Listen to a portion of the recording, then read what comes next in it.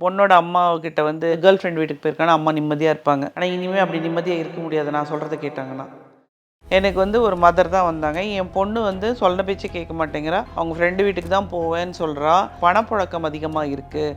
Activities டிஃப்ரெண்ட்டாக இருக்குது. அப்போ பார்க்கும்போது பார்த்தா இந்த பொண்ணு போனதுக்கப்புறம் இன்னொரு மென் உள்ளே போகிறாங்க. இனியொரு பொண்ணு போகுது, இன்னொரு மென் போகிறாங்க. யங் கேர்ள்ஸ், வயசான ஆண்கள். அப்போ இது என்னடா அப்படின்னு பார்த்தாக்க ஃப்ரெண்டோட mother acts as a pimp. அவங்க வந்து இந்த பொண்ணுங்களுக்கு மேல் கான்டாக்ட்ஸ் இவங்க வீட்டுக்கே வர வச்சு அங்கேயே இவங்களுக்கு வந்து தொடர்புகள் ஏற்படுத்தி கொடுக்குறாங்க இந்த அம்மா. இது வந்து எனக்கு வந்து பயங்கர ஷாக்கிங்காக இருந்தது. இப்படி எல்லாம் நடக்குமா? மிஸ்டர் அண்ட் மிஸ்ஸஸ் பெர்ஃபெக்ட் உண்மையிலேயே வர்த். நரம்பு தளர்ச்சியிலிருந்து விடுபட்டு உடம்பு ஒரு புது வீரியம் பெற மா நேச்சுரல்ஸோட மிஸ்டர் பெர்ஃபெக்ட்டை யூஸ் பண்ணுங்க. ஐபிசி தமிழ் நேயர்களுக்கு வணக்கம். இன்று நம்மோடு பேசுவதற்கு டிடெக்டிவ் மாலதி இணைந்திருக்கிறார். பேசலாம். வணக்கம். வணக்கம். நீங்கள் அதிக கேசஸ்லாம் பார்த்துருக்கீங்களா மேம்? நீங்கள் பார்த்ததுலேயே வந்து ரொம்பவும் வியர்டான கேஸ்லாம் சொல்ல முடியுமா மேம்? கண்டிப்பாக வியர்டான கேசஸ் எனக்கே ரொம்ப ஆச்சரியமாக இருந்தது. இப்படியெல்லாம் இருக்குமான்னு. ஆக்சுவலாக நீங்கள் வந்து ஒரு பொண்ணோட அம்மாக்கிட்ட வந்து என் ஃப்ரெண்டு வீட்டுக்கு போயிருக்கான்னா அம்மா வந்து ரொம்ப நிம்மதியாக, அது கேர்ள் ஃப்ரெண்ட் வீட்டுக்கு போயிருக்கான்னா அம்மா நிம்மதியாக இருப்பாங்க. ஆனால் இனிமேல் அப்படி நிம்மதியாக இருக்க முடியாது நான் சொல்கிறத கேட்டாங்கன்னா. எனக்கு வந்து ஒரு மதர் தான் வந்தாங்க. என் பொண்ணு வந்து சொன்ன பேச்சே கேட்க மாட்டேங்கிறா. அவங்க ஃப்ரெண்டு வீட்டுக்கு தான் போவேன்னு சொல்கிறா. யாரும்மா அவங்க ஃப்ரெண்டுன்னா கேர்ள் ஃப்ரெண்டு தான் அது. கேர்ள் ஃப்ரெண்ட் வீட்டுக்கு போகிறதுல என்ன தப்பு இருக்குது அப்படின்னு கேட்டேன். ஏன்னா எடுத்ததெல்லாம் குத்தோன்னு நம்ம சொல்லக்கூடாது இல்லையா? என்னன்னு பார்க்காமங்கிறதுனால ஏம்மா அப்படி சொல்கிறீங்க? இல்லைங்க, அவகிட்ட பணப்புழக்கம் அதிகமாக இருக்குது. ஆக்டிவிட்டீஸ் டிஃப்ரெண்ட்டாக இருக்குது. எனக்கு ஏதோ தப்பு நடக்குதுன்னு தோணுது. என் பொண்ணு வந்து என்ன பண்ணுறா, எங்கே போகிறா வரான்னு நீங்கள் பார்த்து சொல்லுங்கள் அப்படின்னு சொல்லிட்டு கொடுத்தாங்க. அப்போது நம்ம வந்து இந்த பொண்ணை வந்து நம்ம ஃபாலோ பண்ணுறோம். இது வந்து ஒரு பெரிய ஸ்கூல் தான். சின்ன இந்த லோ லெவல் லோக்கலில் நடக்கிற விஷயம்லாம் கிடையாது. ஒரு பெரிய ஸ்கூல். அந்த ஸ்கூலோட பேரை சொல்லக்கூடாது. ஆனால் பெரிய புகழ்பெற்ற ஸ்கூல் இது. அந்த ஸ்கூலில் படிக்கக்கூடிய குழந்தை தான் இது. அதோ தன்னோட படிக்கக்கூடிய இன்னொரு பெண். இவங்க வந்து +2 படிச்சிட்ருக்குறாங்க. அவங்க வீட்டுக்கு தான் போகிறா. அதுலலாம் எந்த மாற்று விஷயமே இல்லை. நான் சரி பொண்ணு ஃப்ரெண்டு வீட்டுக்கு தானே போகுது, இங்கே என்ன பிரச்சனை இருக்க போகுது. சரி இப்படி இந்த அம்மா வந்து இவ்வளோ அதாவது ஒரு அம்மா வந்து ஒரு பொண்ணை பற்றி வந்து கேட்குறாங்க அப்படின்னா ஒரு தாய் மனசுக்கு தெரியும் இல்லையா, தான் பொண்ணு வந்து ஏதோ எங்கேயோ மாட்டிக்கிட்டா அப்படிங்கிறது.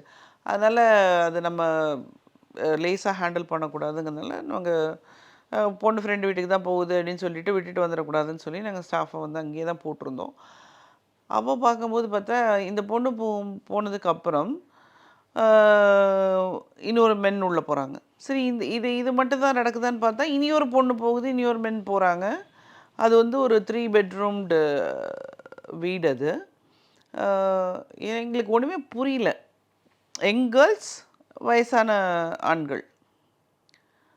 இது இப்படி போகும்போது எங்களுக்கு அப்புறம் தான் நாங்கள் அப்படியே கொஞ்சம் கொஞ்சமாக இவங்கள ஸ்டடி பண்ணி, ஏன்னா இது வந்து நம்ம ஒரு தவறான ஒரு பதிலை வந்து கொடுத்துட்டோன்னா எல்லாரோடைய வாழ்க்கையுமே கஷ்டப்படும். ஆமாம். அதனால் இது ரொம்ப கவனித்து தான் கொடுக்கணும்னு சொல்லிட்டு ஒரு 45 டேஸ் நாங்கள் ஃபாலோ பண்ணோம். ஃபாலோ பண்ணும்போது இந்த பெண் வந்து இங்கே போகிறது வர்றது, அதுக்கப்புறம் இவங்க வெளியில் போய் அவங்க போகக்கூடிய இடங்கள், பர்ச்சேஸ் பண்ணக்கூடிய திங்ஸு எல்லாம் காஸ்ட்லியாக இருக்குது. அப்போ இது என்னடா அப்படின்னு பார்த்தாக்க இந்த மதர் ஃப்ரெண்டோட mother acts as a pimp. அவங்க வந்து இந்த பொண்ணுங்களுக்கு மேல் கான்டாக்ட்ஸை இவங்க வீட்டுக்கே வர வச்சு அங்கேயே இவங்களுக்கு வந்து தொடர்புகள் ஏற்படுத்தி கொடுக்குறாங்க இந்த அம்மா. அது வந்து இந்த பெண்ணுக்கு வந்து நிறைய கையில் காசு கிடைக்குது, விதவிதமான துணிகள் கிடைக்குது.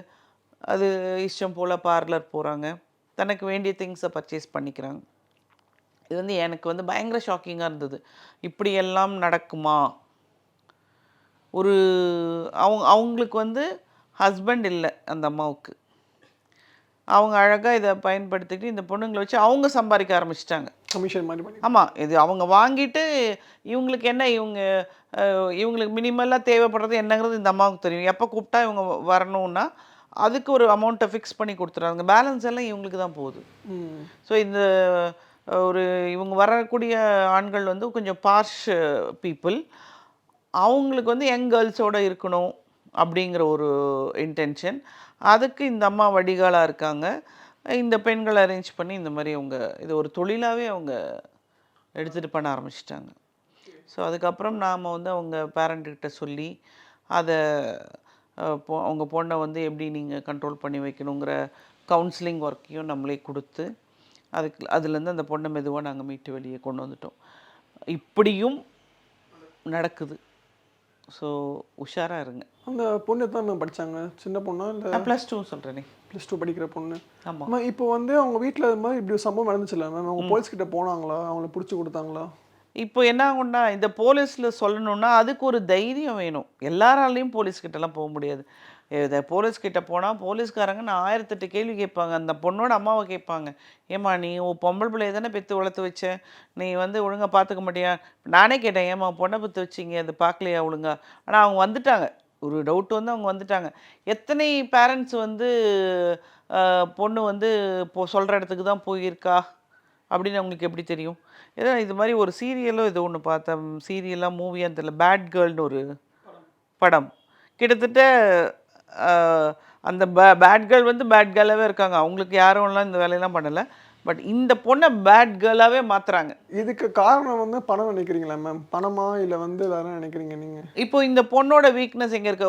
எப்போவுமே யாருமே வந்து இப்போ ஒரு சாதாரண ஒரு குடும்பத்து பிள்ளைங்க, அந்த பிள்ளைங்களை நீங்கள் கேட்டிங்கன்னா நான் படிக்கணும், நல்லா சம்பாதிக்கணும், பெரிய ஆளாகணும் அப்படின்னு தான் சொல்லுவாங்க. அந்த பெரிய ஆளாகிறது எப்படி அப்படிங்கிறத வீட்டில் இருக்கவங்களும் நீ கஷ்டப்பட்டு கடினப்பட்டு உழைத்து தான் அந்த பணம் வரணுங்கிறதையும் நம்ம பேரண்ட்ஸ் வீட்டில் சொல்லி கொடுப்பாங்க. பட் இவங்களுக்கு வந்து ஆடம்பர செலவிற்கு பணம் தேவைப்படுது. இந்த மாதிரி பிள்ளைகளுக்கு ஆடம்பர செலவிற்கு பணம் தேவைப்படுகிறது. அதை வந்து எந்த வழியில் வந்தால் என்ன அப்படிங்கிற மாதிரி பெண்கள் வந்து அங்கே போக ஆரம்பிச்சிடுறாங்க. ஸோ இது வந்து ஒரு சபலம், அதாவது எனக்கு இது வேணும் அப்படின்னு ஒரு சபலம் தட்டுது பாருங்கள். எல்லா விஷயத்துலையுமே நான் சொல்கிறேன். அதனால போய் சிக்கிடுறாங்க இவங்க. ஓகே, இப்போ நீங்கள் சொல்லியிருந்தீங்க, அதாவது அம்மா வந்து சரியாக கண்காணிக்கலை, பெண்கள் வந்து தவறு பண்ணுறான்னு சொல்லியிருந்தீங்களா மேம்? அம்மா கண்காணிக்கலைன்னெல்லாம் சொல்லிடக்கூடாது. அம்மா கண்காணித்து கேட்டால் பிள்ளைங்க என்ன சொல்லும்? என்னை வந்து ஆக்சுவலாக இவங்களாம் இந்த பேரண்ட் டீச்சர் மீட்லாம் இருக்கும்.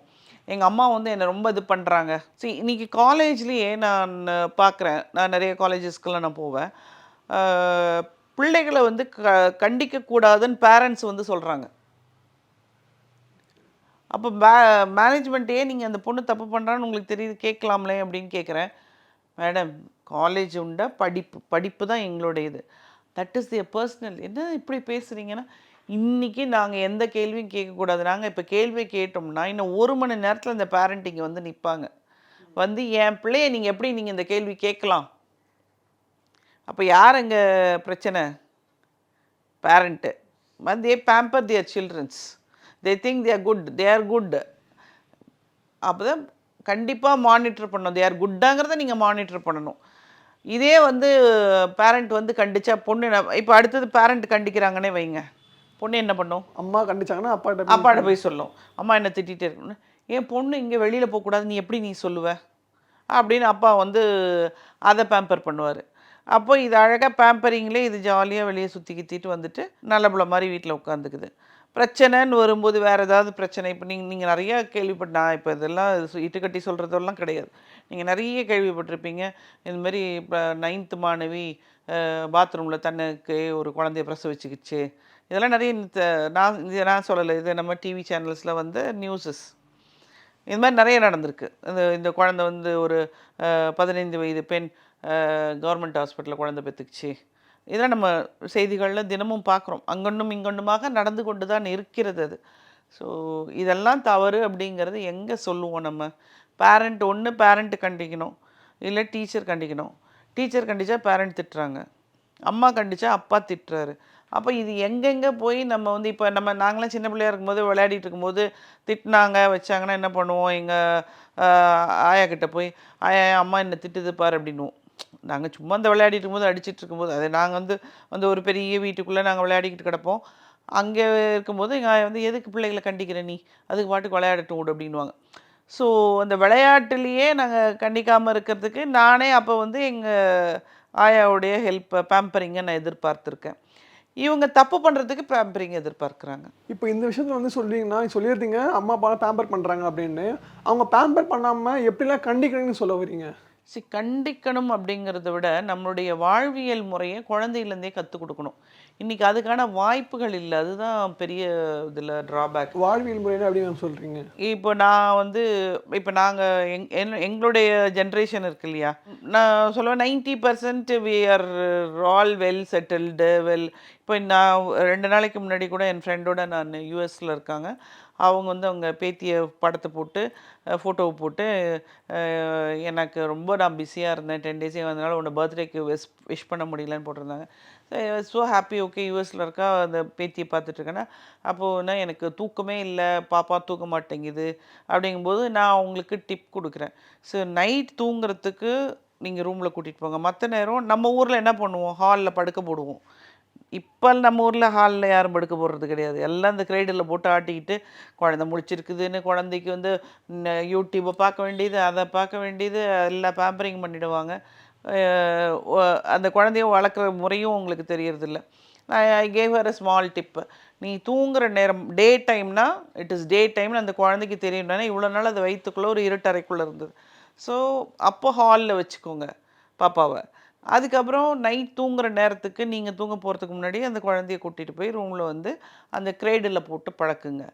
அப்போ அதுக்கு தெரியும் this is your sleeping time, இது வந்து டே டைம்ங்கிறது. பட் ஆனால் பிறந்த குழந்தை வந்து தூங்கிட்டே தான் இருக்கும், பால் குடிக்கும், தூங்கும், அதனோட வேலையை அதுதான் 18 to 20 hours தூங்கிட்டு தான் இருக்கும். பட் அதை slowly we need to change. So அதை வந்து நான் அவங்களுக்கு சொல்லும்போது அவங்க எனக்கு ரிப்ளை பண்ணியிருக்காங்க, அது சேட்லேயே இருக்குது.